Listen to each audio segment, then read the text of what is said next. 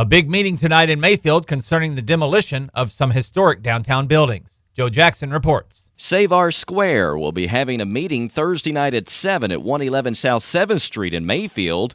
A petition calling on the Mayfield City Council to temporarily block demolition of the historic buildings on the south side of the courthouse square will be distributed at the meeting. Copies of the proposed historic preservation ordinance will also be available for people to read and comment on. Well, I've been in touch with state and nonprofit preservation groups, and they have advised me that if the community wants to save the buildings, that the method for doing that is to get a lot of people to come to a meeting and to sign petitions and then go before a judge and say, look, we had a meeting and 100 people came. We passed a petition and 500 people signed. This represents a large part of the community.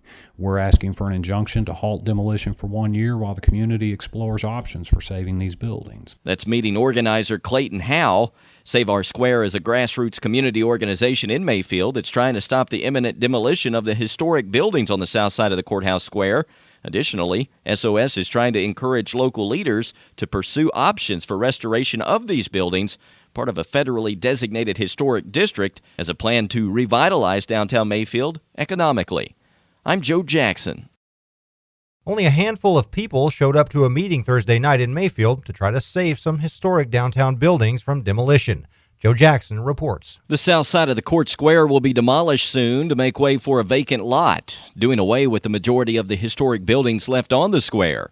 Local business owner Clayton Howe is leading the charge to stop that from happening. The entire courthouse square is a federally designated historic district and has been since the 1980s. And to lose them for a vacant lot, no new construction, no new businesses, has got to be one of the most foolish things that our community could allow to happen. Howe said the buildings could be demolished as early as next month if the public doesn't try to stop it. He said the group's next step will be to put the question to the community at large via a petition drive over the next few weeks. Howe said the goal is to collect at least 1,000 signatures from adult residents of Mayfield-Graves County. He said that should demonstrate public support to a judge when the group files for an injunction to block demolition temporarily. That time, he said, would be used for efforts to determine if the buildings can be saved and how, as well as where, the money would come from. I'm Joe Jackson. We know now First Kentucky Bank's plans for the south side of the Mayfield Court Square. Joe Jackson has details. The bank announced its big plans at a press conference Thursday at City Hall. Investor Clayton Mullins has purchased 7 buildings along the south side of the square, and the buildings are set for demolition in the coming weeks. A local group was unsuccessful in their bid to halt demolition.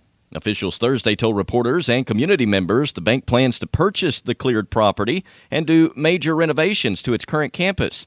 The bank plans to build a new drive-through facility that will be connected to its main building, and the portion of the block nearest the court square will be transformed into a plaza with a pavilion to be used for special events.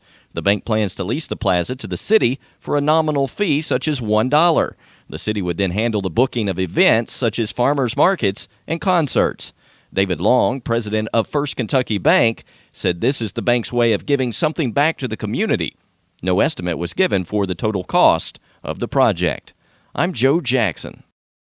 Some old buildings are coming down in Mayfield. Joe Jackson explains. Demolition of several buildings along the south side of the court square started on Tuesday. Earlier this year, First Kentucky Bank officials announced they had purchased the buildings and had plans to clear the property and do major renovations to the bank's current campus. The bank plans to build a new drive-through facility that will be connected to its main building, and the portion of the block nearest the court square will be transformed into a plaza with a pavilion to be used for special events. David Long, president of First Kentucky Bank, said this is the bank's way of giving something back to the community. Demolition is expected to be wrapped up by the end of the week. I'm Joe Jackson.